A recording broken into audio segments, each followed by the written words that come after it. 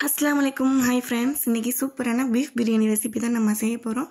குட்டி குட்டி டிப்ஸோட எப்படி செய்யணும்னு பார்க்கலாம் வாங்க. அடிகனமான பாத்திரத்தை வச்சுக்கோங்க. 200 கிராம் நெய் 100 கிராம் ஆயில் சேர்த்துக்கோங்க. இப்போ 2 பட்டை 2 பிரியாணி இலை 2 ஏலக்காயை இதில் வெடிக்க விட்டுருங்க. 1/2 கிலோ வெங்காயத்தை நைஸாக கட் பண்ணி கோல்டு கலரில் வர வரைக்கும் நல்லா வதக்கிக்கணும். வதங்கினதுக்கப்புறமா 1/2 கிலோ தக்காளி சேர்த்துக்குங்க. நான் ஒரு படி அரிசி எடுத்திருக்கேன். அதுக்கு 1/2 கிலோ வெங்காயம் 1/2 கிலோ தக்காளி கரெக்டாக இருக்கும். இப்போ கட் பண்ணி க்ளீன் பண்ணால் கறி அதோட சேர்த்துக்கோங்க. இதோட உப்பு சேர்த்து இந்த கறியை நல்லா வதக்கிக்கோங்க. சீக்கிரமே நல்லா வதங்கிடும். அதோட நம்ம இஞ்சி பூண்டு பேஸ்ட்டு சேர்த்துக்கலாம். 150 கிராம் பூண்டு 100 கிராம் இஞ்சி சேர்த்து நல்லா வதக்கிடுங்க. நல்லா வாசனை வர அளவுக்கு இஞ்சி பூண்டு வதக்கணும்.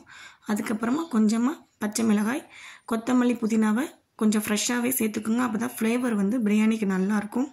அதையும் நல்லா கலந்து விட்டுருங்க. அந்த இலைகள் நல்லா வதங்கி வரணும். இப்போது காரத்துக்கு 2 டீஸ்பூன் மிளகாய்த்தூள் அதையும் சேர்த்துக்கோங்க. எண்ணெய் பிரிஞ்சு வர அளவுக்கு அந்த மிளகாய்த்தூளை சேர்த்து நம்ம நல்லா வதக்கணும்.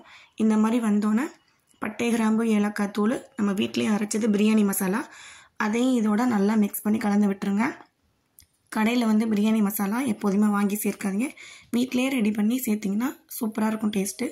200 கிராம் தயிர் சேர்த்து நல்லா மிக்ஸ் பண்ணி கலந்து விட்டுருங்க. இப்போ உப்பு மட்டும் கரெக்டாக இருக்கான்னு பார்த்துக்கலாம்.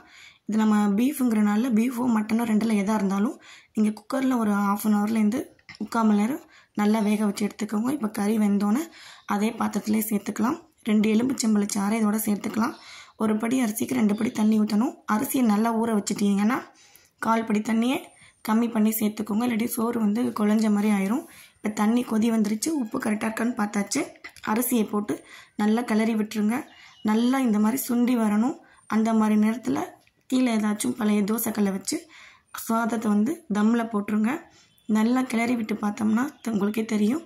குழஞ்சும் இருக்காது, விதையாகவும் இருக்காது. நல்லா பொழு பொழுன்னு டேஸ்ட்டு சூப்பராக இருந்துச்சு. கலரையுமே பாருங்கள். மட்டன் பிரியாணி தோற்று போகிற அளவுக்கு டேஸ்ட் அவ்வளோ அருமையாக இருந்துச்சு.